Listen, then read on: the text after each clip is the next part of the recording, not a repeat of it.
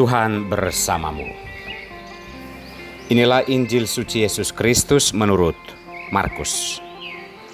Bab 1 ayat 14 sampai dengan ayat 20. Sesudah Yohanes Pembaptis ditangkap, datanglah Yesus ke Galilea memberitakan Injil Allah. Yesus memberitakan, waktunya telah genap, kerajaan Allah sudah dekat.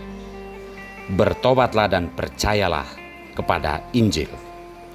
Ketika Yesus sedang menyusur danau Galilea, ia melihat Simon dan Andreas, saudara Simon.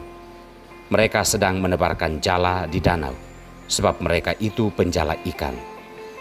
Yesus berkata kepada mereka, "Mari, ikutlah aku, dan kamu akan kujadikan penjala manusia." Mereka pun segera meninggalkan jalannya dan mengikuti Yesus.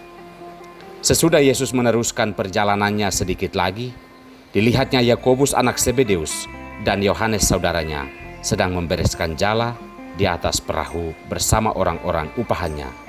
Lalu mereka mengikuti Yesus. Demikianlah Injil Tuhan.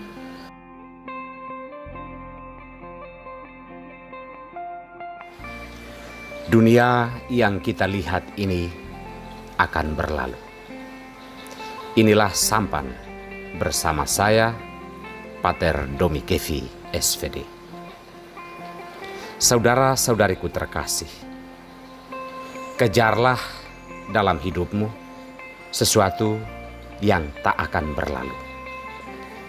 Jika harta kekayaan akan berlalu, jika relasi ini akan berlalu, jika kekuasaan dan ketenaran akan berlalu, janganlah dikejar.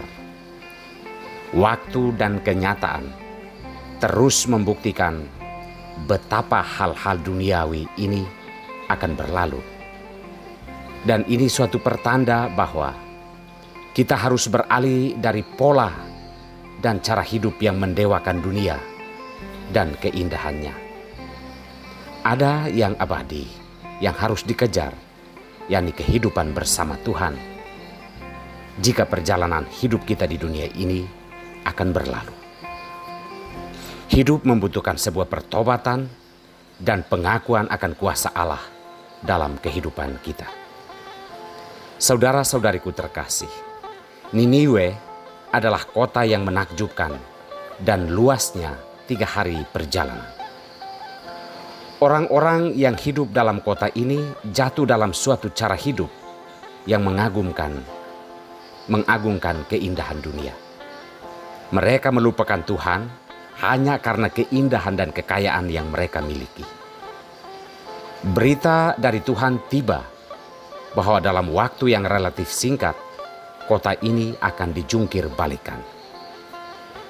Orang-orang Niniwe tidak kehilangan asa. Mereka berkabung dan bertobat, memulai suatu cara hidup yang baru, yakni mengandalkan Tuhan dalam hidup mereka. Cara ini ternyata mengubah hati Tuhan dan mereka dimaafkan.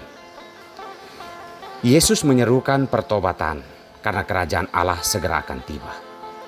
Oleh karena itu sebagai contoh, ia memanggil orang-orang yang disebut murid.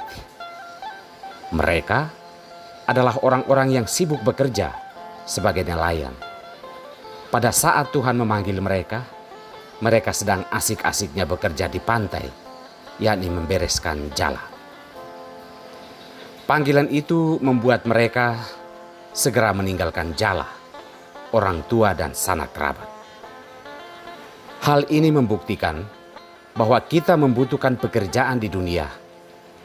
Kita membutuhkan kehangatan relasi, namun semua itu akan berlalu. Yesus memanggil mereka untuk mengejar sesuatu yang tidak akan berlalu, yakni menjala kehidupan, menjala keselamatan bagi diri mereka dan sesama. Saudara-saudariku yang terkasih, Paulus mengingatkan kita bahwa dunia yang kita lihat dan pandang dengan rasa gemas yang luar biasa ini akan segera berlalu. Ia menetapkan sebuah cara hidup di mana kita harus hidup seolah-olah dengan hal-hal duniawi ini. Maksudnya adalah, jangan kita mengejar hal-hal duniawi melebihi pencaharian akan Tuhan sebagai sumber kehidupan dan keselamatan kita. Hal-hal duniawi seharusnya dimanfaatkan untuk mendapatkan yang abadi, yakni keselamatan. Marilah kita bertobat dan membaharui semangat hidup kita di dalam Tuhan, karena Dialah yang abadi. Kejar dan carilah Dia selagi Ia masih bisa ditemui. Tuhan memberkati kita semua.